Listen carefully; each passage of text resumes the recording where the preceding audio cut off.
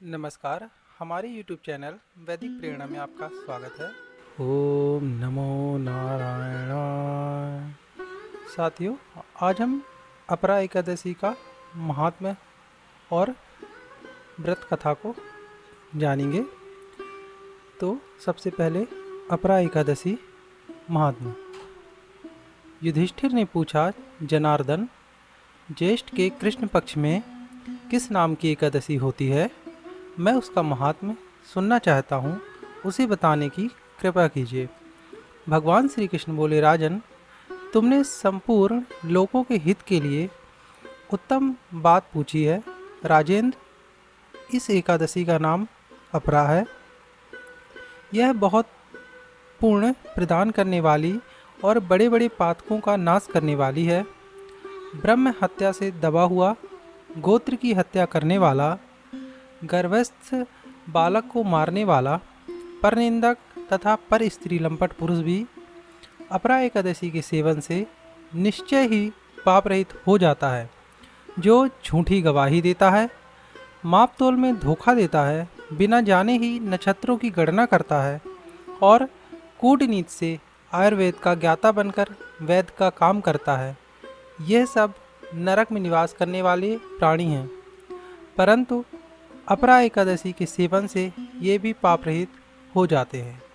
यदि क्षत्रिय छात्र धर्म का परित्याग करके युद्ध से भागता है, तो वह क्षत्रियोचित धर्म से भ्रष्ट होने के कारण घोर नरक में पड़ता है। जो शिष्य विद्या प्राप्त करके स्वयं ही गुरु की निंदा करता है, वह भी महापातकों से युक्त होकर भयंकर नरक में गिरता है। किंतु अपरा एकादशी के सेवन से ऐसे मनुष्य भी सद्गति को प्राप्त होते हैं।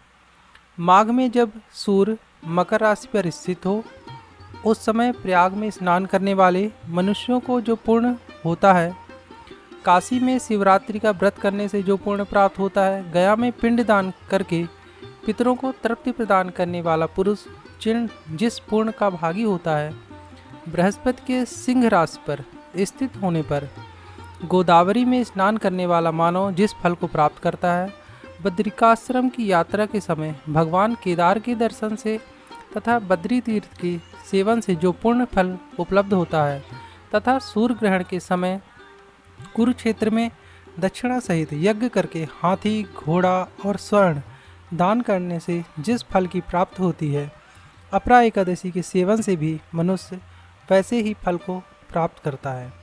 अपरा को उपवास करके भगवान वामन की पूजा करने से मनुष्य सब पापों से मुक्त हो श्री विष्णु लोक में प्रतिष्ठित होता है। इसको पढ़ने और सुनने से सहस्त्र गोदान का फल मिलता है। साथियों, ये था अपरा एकादशी का महात्म्य। अब अपरा एकादशी की कथा।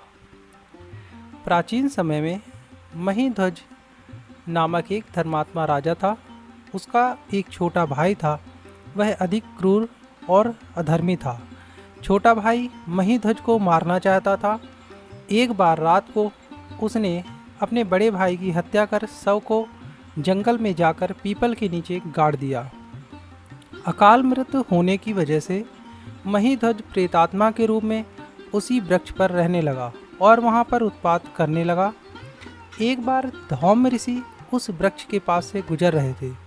तब उन्होंने उस प्रेत आत्मा को देखा। ऋषि ने अपने तपोबल से प्रेत के उत्पात का कारण समझा। इसके बाद उन्होंने उस आत्मा को पीपल के पेड़ से उतारा और परलोक विद्या का निर्देश दिया। उसे प्रेत योनि से मुक्ति दिलाने के लिए धौम्य ऋषि ने खुद अपरा एकादशी का व्रत किया। उसके पुण्य से धर्मात्मा को प्रेत योनि से मुक्ति मिल गई। इसके बाद उसने ऋषि का धन्यवाद किया और स्वर्ग को चला गया। साथियों, अपरा एकादशी व्रत कथा समाप्त। ओम नमो नारायणाय।